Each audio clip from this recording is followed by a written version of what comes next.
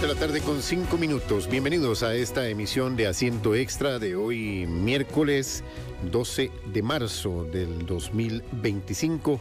Un servidor de ustedes, Paul Ulloa, les saluda y les acompañará en los próximos 40 minutos analizando un tema, algunos de los temas importantes a nivel nacional. Como lo escuchábamos ahora en las informaciones, hoy ha sido un día bastante movido, principalmente en el ámbito de los sucesos, tras la detención del exdirector del CONAVI, así como también este incendio de grandes magnitudes que se dio en el sector de Tibás. Emergencias que se van presentando, que se han presentado muchas a todo nivel y en todo el tiempo. Pero hoy aquí en esta emisión de Asiento Extra quiero poner broche final a una serie de trabajos que hemos venido realizando en Extra TV 42 y que ustedes también han podido escuchar en Extra Radio, sobre los 5 años de del primer caso de COVID-19. Ha pasado ya el primer lustro de la epidemia, de la pandemia que paralizó al mundo.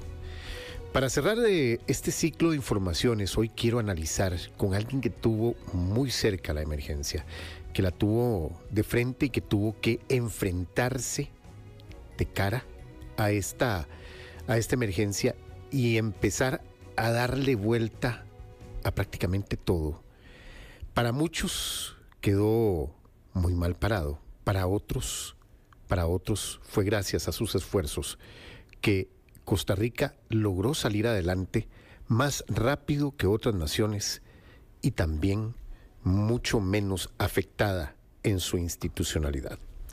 Me acompaña vía Zoom don Alex Solís, expresidente de la Comisión Nacional de Emergencias, a quien agradezco que me haya atendido y sé que tiene una reunión más tarde y sé que está preparándose para esa reunión, pero le agradezco que en los próximos 40 minutos analicemos un poco sobre cómo ha pasado y qué ha pasado tras estos 5 años de COVID-19. Don Alex, gracias por acompañarnos.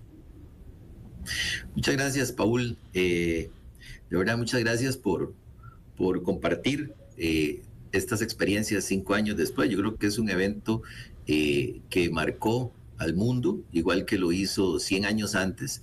Y creo que el reto principal es justamente algo como lo que usted hace, ya sea que haya personas que crean que se debe hacer o no, pero lo más importante es recapitular esas lecciones aprendidas y entender que tuvimos también la oportunidad de generar nuevas condiciones para futuros eventos y sobre todo pues entender que son eventos que se pueden repetir y que necesariamente tenemos que capitalizar esas lecciones pues para poder enfrentarlos de mejor manera. Alex, yo quería iniciar preguntándote, y hemos estado y lo hicimos a través de los trabajos que pasamos en Extra TV, y le preguntamos a la gente que había tenido exministras de salud principalmente, si Costa Rica estaba listo para enfrentar una pandemia de esta magnitud, y a mí me decían que sí, que teníamos ya una base para enfrentarlo, gracias a que años antes se había declarado la epidemia del H1N1, que también por diversas razones logramos sobrellevar de forma positiva, decirlo así. Y estando usted en la Comisión Nacional de Emergencias, llegan los primeros informes en diciembre y comienzan a prepararse y convocan a la Comisión de Emergencia bajo ese sentido, porque era realmente un hecho al que estábamos listos, pero nos faltaba algo, nos faltaba esa articulación de todas las instituciones para poder enfrentarla. Paul, esa es una pregunta muy difícil. Durante la pandemia yo la respondí muchísimas veces. Bueno, durante la pandemia, no necesariamente, durante el periodo en el que me tocó fungir como autoridad en esa pandemia, Me la preguntaron muchas veces y yo no quiero polemizar con especialistas y sobre todo ex jerarcas de la cartera responsable de la parte técnica del manejo de la emergencia, en el sentido de que no estábamos preparados. Mi respuesta siempre durante la pandemia y hoy día es: el mundo no estaba preparado.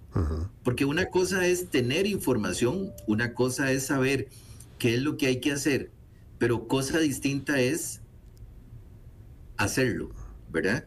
Entonces, si uno dice que está preparado para enfrentar una situación de emergencia global, pues entonces entenderíamos que hubiésemos tenido las vacunas, que no hubiésemos enfrentado crisis logísticas por la disponibilidad de equipos de protección personal, que hubiésemos tenido la cantidad de camas UCI disponibles necesarias para enfrentar la pandemia. Desde mi perspectiva de gestión de riesgo y manejo de emergencias, ese es el concepto de preparación. Es cuando yo tengo un riesgo completamente identificado, medido, sé cuáles son las medidas contingentes, aplico una serie de medidas preventivas, identifico el riesgo residual, es decir, lo que yo no puedo manejar, y entonces me preparo para eso. ¿Qué significa una preparación exhaustiva para una respuesta a emergencias? Uno tiene que tener habituallamientos, dispositivos en bodegas, presupuestos preestablecidos para poder enfrentar esa contingencia. Yo solamente le voy a dar un caso. Nosotros, cuando tuvimos que enfrentarnos a la decisión de comprar vacunas, las vacunas, no teníamos un mecanismo autorizado para hacer la compra de las vacunas.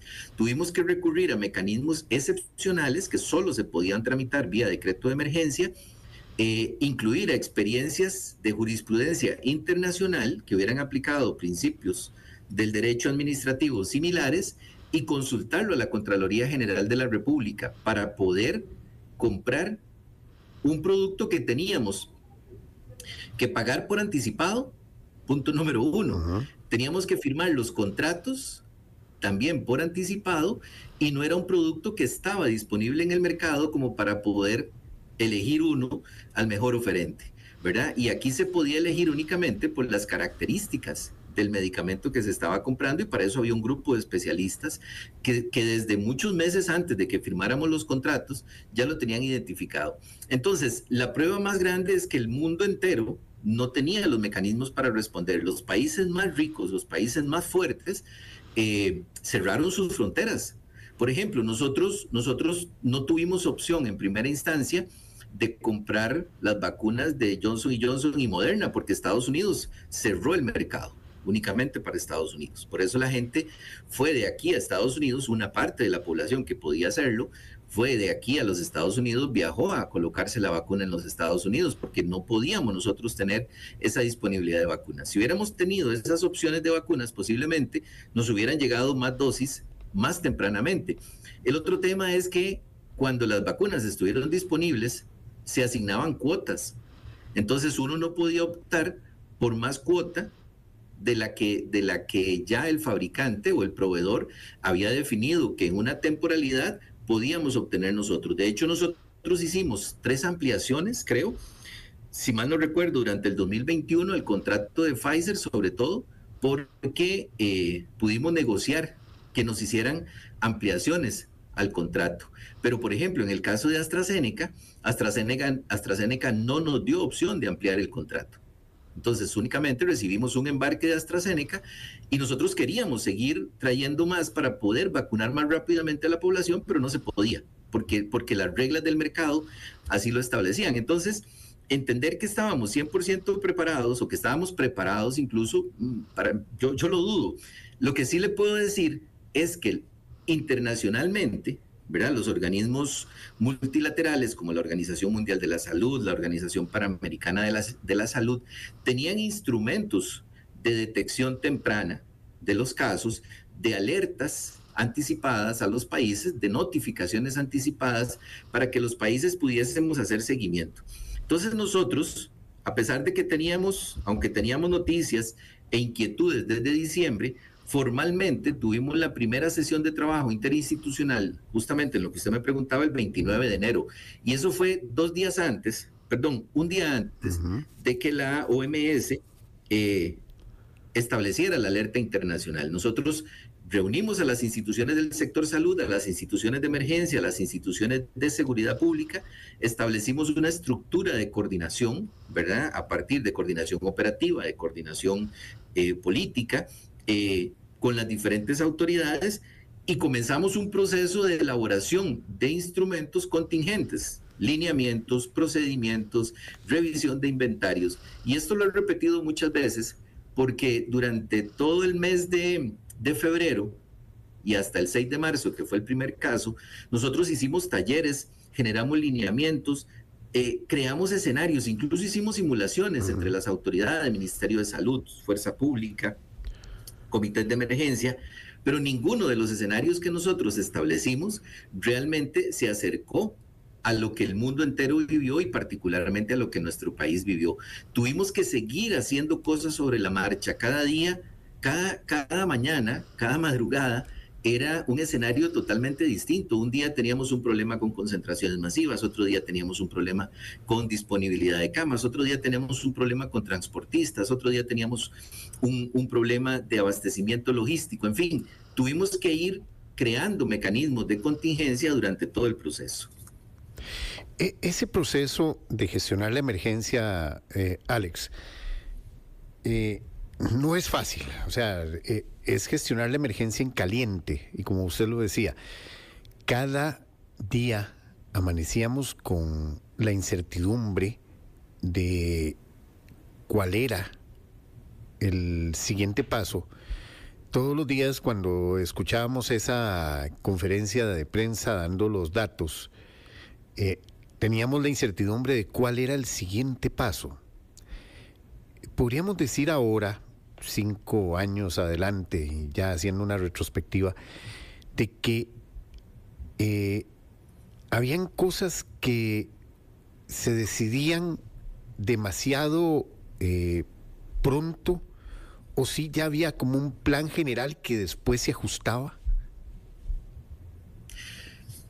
Sí, vamos a ver, había un plan general. Hay dos formas de analizar esto en perspectiva. Una, el primer momento es cuando nos reunimos y establecemos unas líneas generales de lo que vamos a hacer en caso de que tengamos casos. Ese es un primer momento, ¿verdad? Y entonces preparamos una serie de protocolos contingentes y otra serie de cosas. Sin embargo, en el momento en que comenzamos a tener el primer caso y comenzamos a tener una mayor amplitud, digamos, un mayor impacto de los brotes, sí tienen que irse tomando decisiones sobre la marcha. Entonces, por ejemplo, estaba establecido un protocolo para algunas de las medidas contingentes que se tomaron. Por ejemplo, estaba claramente establecido cuáles eran las medidas básicas: lavado de manos, distanciamiento, uso de mascarilla, ¿verdad? Distanciamiento, uso de mascarilla, lavado de manos, y me está faltando el protocolo de estornudo, ¿verdad? Y tos. Esas eran medidas que se tenían que comunicar a la población y que tenían que implementarse gradualmente. ¿Qué es lo que ocurre? Que hay otra serie de elementos externos que no están mapeados. Por ejemplo, uno de los primeros retos a los que nos enfrentamos en la primera semana de la aparición de casos es la cancelación de eventos masivos. ¿Por qué? Porque el mecanismo de diseminación iba a ser exponencial. ¿Y a partir de qué se toma esa decisión? A partir de los primeros análisis de las proyecciones. Existían dos mecanismos de proyección. Inicialmente uno que era liderado por el Ministerio de Salud, y otro también que era promovido por la OPS, que es el que muchísima gente conoció, que es el de las famosas el R, ¿verdad? El RT.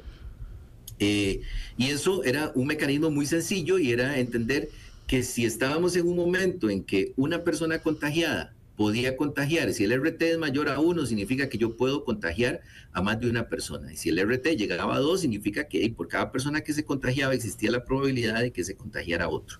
Si el RT está por debajo de 1, digamos que el riesgo está relativamente más controlado. Ese era un mecanismo. Y el otro mecanismo era muchísimo más elaborado, que se trabajaba con la Universidad de Costa Rica, con la Escuela de Ciencias Puras Aplicadas, y es un mecanismo de redes que nos permitía saber en un rango aproximado de 3 semanas cuál iba a ser la incidencia de casos, la probabilidad de personas fallecidas, y nos daba el indicador con medidas, sin medidas, ¿verdad? Con medidas extremas, sin medidas y con medidas intermedias. Y a partir de ahí se podía tomar la decisión de cuáles iban a ser, de esos 4 estrategias básicas de contención, cuáles eran las que se tenían que tomar.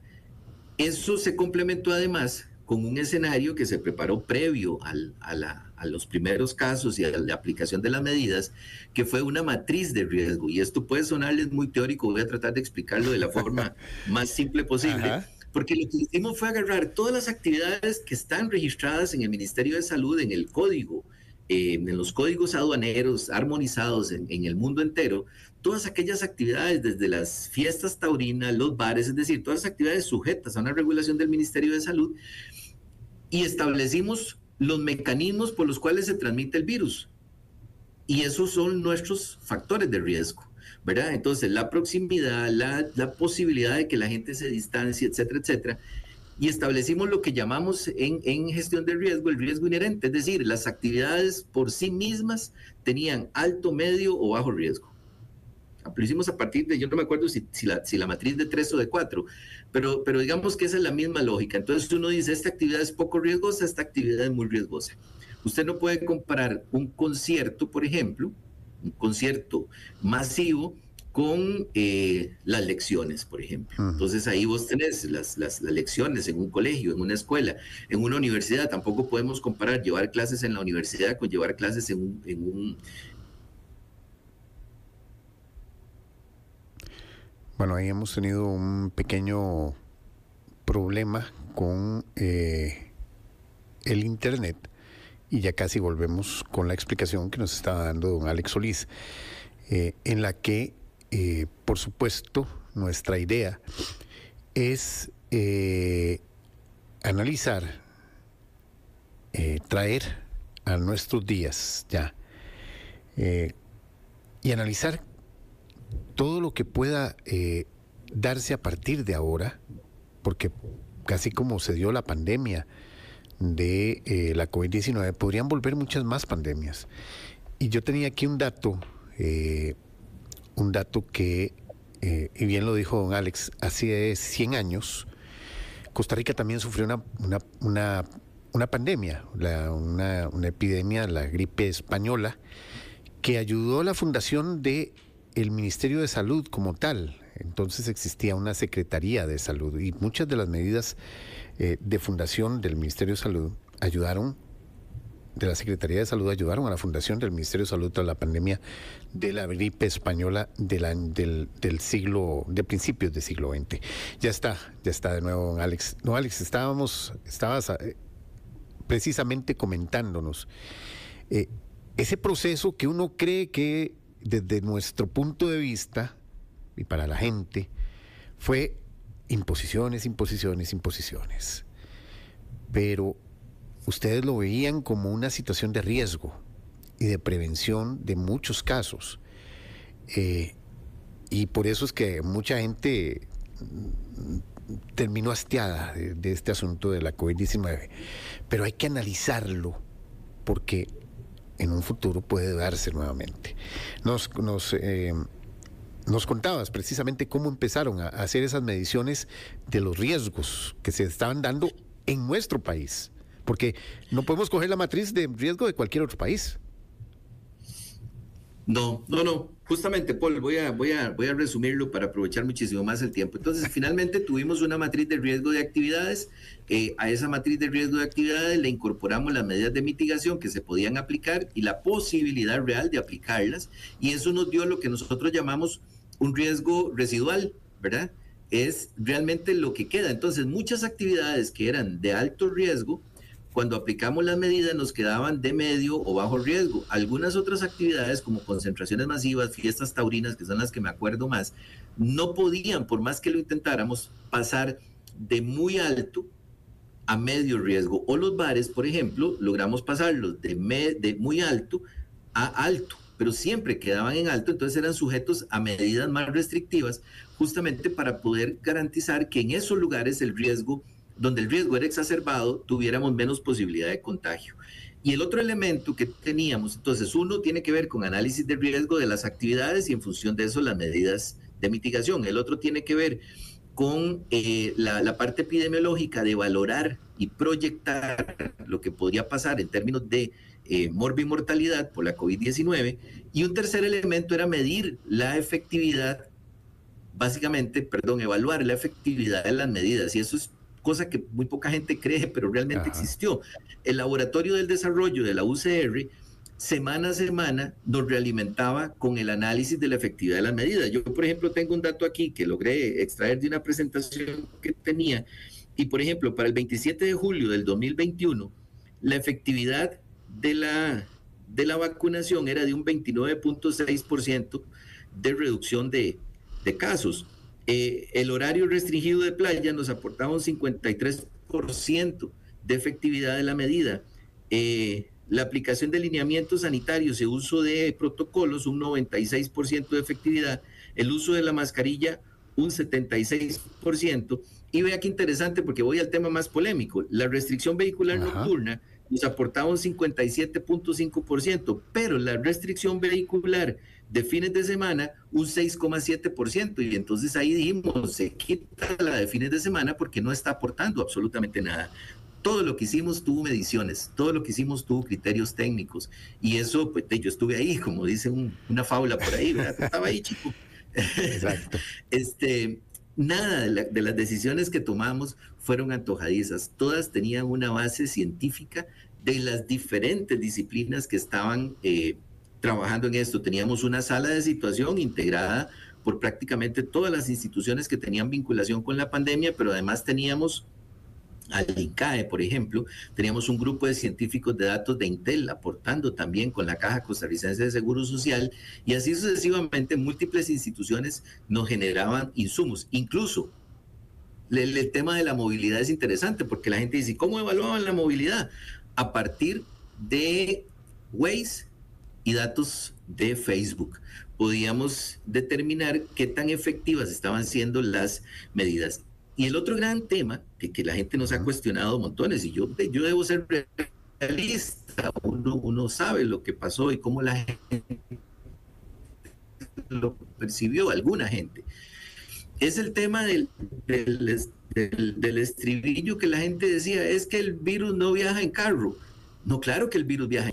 Entonces, claro que el virus viaja en carro y si yo me muevo de un lado al otro, estoy moviendo el virus a esos lados. Y la otra cosa que la gente decía es que las autoridades en ese momento guardamos los carros y mandamos a la gente a andar en bus. Eso no es cierto. No es cierto y yo lo defiendo categóricamente, porque la restricción vehicular era de las medidas más efectivas, era la segunda o tercera en efectividad, y además de eso, la restricción vehicular realmente lo que hizo fue ampliar una medida para todo el país, una medida que se aplicaba en el centro de San José, la amplió para todo el país, pero abrió 23 excepciones para poder usar el carro durante la pandemia, cosa que no ocurre hoy día. Es decir, si hoy mi carro tiene placa restringida, yo no tengo ninguna excusa para entrar a San José en carro, ninguna.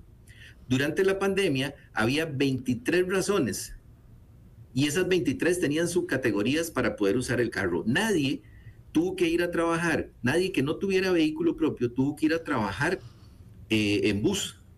Lo único que necesitaba era una carta de su jefe para decir que tenía que trabajar en ese punto y que esa era su ruta. Ahora, lo que no pudimos hacer en carro era ir a fiestas, ir a visitar familiares el día que teníamos la restricción. Eso no, porque no había quien nos hiciera una carta que dijera o que eso estaba en una de las excepciones, pero para 23 actividades que hacemos cotidianamente para trabajar o para prioridades de salud, incluso eventualmente, imagínense, Paul, que había una excepción hasta para asistir a un velorio o a un funeral de un familiar cercano. Había una excepción para eso. Entonces, realmente las medidas sí estuvieron muy analizadas, muy bien documentadas, y como le digo, tenemos datos incluso del impacto que tenían esas medidas en cada momento, cada semana. Alex, yo me imagino que también llega un momento y en una emergencia, prácticamente una emergencia que duró 4 años, prácticamente, bueno, los dos primeros años fueron los más duros, pero que llega a cansar y uno empieza a preguntarse, bueno, ya podemos ir soltando un poquito, pero todavía los índices no me lo dicen y puedo hacer el experimento o mejor me quedo en el mismo lugar y lo aplazamos una semana. ¿Cómo fue ese manejo de toda esa información que llegaba y que, aunque ustedes quisieran y dijeran, de hecho, la percepción me dice que sí, mejor me espero? Sí, hay varios momentos, Paul. El primer momento fue determinar cuál era la capacidad del país para poder recibir una gran cantidad de casos que requerían hospitalización y cuál era la capacidad que tenía la Caja Costarricense de Seguro Social como prestatario de los servicios para absorberla. Y por eso las primeras medidas, y sobre todo la de Semana Santa, fue sumamente dura, porque lo que se hizo fue utilizar los mecanismos que existían, la declaratoria de emergencia, por ejemplo. Alex, estamos teniendo nuevamente un altibajo en la señal. Ciertas impactadas, entendiendo que el impacto era en todo el país. Ahí, yo le estoy escuchando. Ya ahora sí volvimos a restablecerla. Ajá. Les decía que son varios momentos. Un primer momento tenía que ver con la disponibilidad, la capacidad instalada de respuesta del sistema de salud para absorber todos los casos, y entonces eso requirió tomar medidas muy extremas en términos del confinamiento, y por eso el confinamiento mayor ocurre en una semana y media en el periodo de Semana Santa. Eso nos permitía poder establecer algunas medidas de contingencia, sobre todo la Caja, dígonos como país, ¿verdad? Me incluyo, pero es como país, que permitía a la Caja la reactivación del SEACO, la conversión de ciertos servicios hospitalarios en áreas de COVID, ¿verdad? Y eso permitió una ampliación a 100, 150 camas hospitalarias, y a partir de ahí se comenzaron a manejar los números. Se tenía un parámetro, tanto por datos hospitalarios como por proyecciones, que el ciclo de la enfermedad, digamos, desde que yo tenía un primer contacto con alguien infectado hasta que yo era dado de alta, o un paciente era dado de alta, o lamentablemente, y me solidarizo con las miles de familias que perdieron a sus seres queridos, o que una persona fallecía, transcurrían en promedio unos 17 a 21 días. Y eso era lo que nos daba el margen para poder administrar las medidas de contención. Entonces, durante marzo, sobre todo durante abril y mayo, las medidas fueron muy fuertes, pero en junio había que comenzar a abrir eso que usted menciona. Ahí lo que... Con 47 minutos, volvemos, esto tras una falla técnica, una falla eléctrica, no técnica, una falla eléctrica se que nos fue la luz. Nos sacó del aire por algunos minutos. Hablábamos en Asiento Extra, don Henry, con don Alex Solís, ex presidente de la Comisión Nacional de Emergencia, para hablar un poco de los 5 años del COVID-19. Debido al tiempo, ya hemos decidido reprogramar para más adelante esta conversación, porque sí es bueno hacer balances y cerrar periodos. A esta hora casi siempre tenemos la posibilidad de hablar de política, Paul. Ajá. Y cerremos entonces. ¿Tenemos cuántos? ¿5 minutos? ¿Todavía? 6 minutos. Bueno, no, ya. Programa. Para varias cosas que quiero contarle. Uno, hablemos. El presidente Chávez acaba de decir que no va a nombrar ministro de la presidencia hasta después del 1 de mayo. Hasta que no esté ahí Rodrigo Arias. Lo que pasa es que el periodista no le repreguntó qué pasa si Rodrigo Arias gana la presidencia de la Asamblea.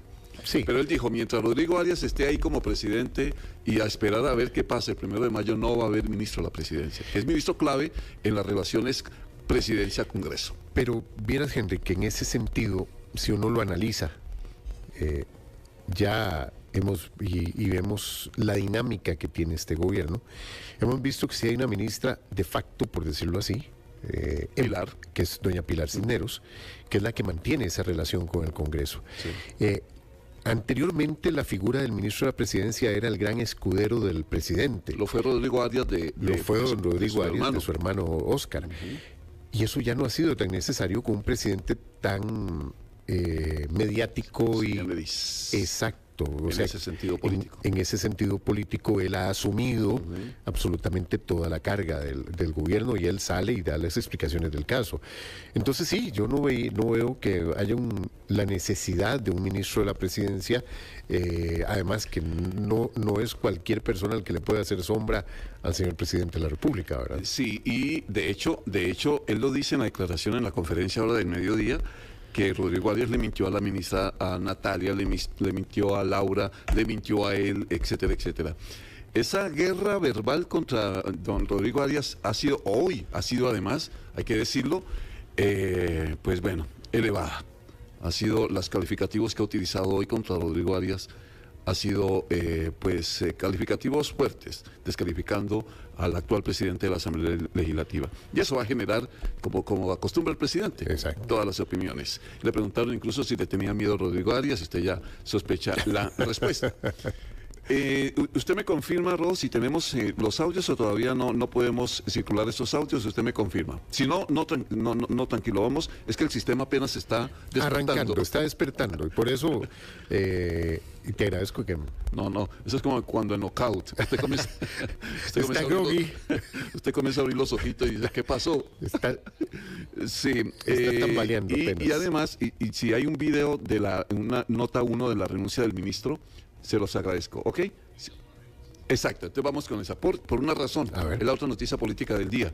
Se fue Roiner Mora, que tenía como cargo ministro del Deporte. Correcto. Renunció a su puesto, según anunció hoy el propio presidente de la República. Así que escuchamos al presidente entonces, de una vez anunciando esta renuncia. Don Roiner es una persona más que se va del gabinete. Hubo 5 salidas que llamaron mucho la atención. Él es el sexto. Y hoy me comunicó don Roiner que él toma la decisión de enfocarse en nuevos proyectos. Obviamente yo no puedo dar detalles, ni debo, y no lo voy a hacer, pero que son proyectos que lo que buscan es mejorar el bienestar de todo el pueblo costarricense. Me duele mucho perderle a mi equipo. Él se va porque quiere. De hecho, como dije, me causa dolor, diferente a los que han sido invitados a salir o destituidos de frente. Yo le deseo muchísimos éxitos, le deseo lo mejor del mundo, le agradezco. Muy bien, ahí está entonces, Paul, el anuncio del presidente de la renuncia del ministro Roiner Mora en el Ministerio del Deporte. Bueno, nos abre el interrogante por lo que la forma en que lo dice el presidente. Sí, ¿para dónde va? ¿Para dónde va? Hemos de suponer que es asunto político. Yo creo que se va como asesor en algo, como algún candidato. Candidato a diputado, es lo que queda.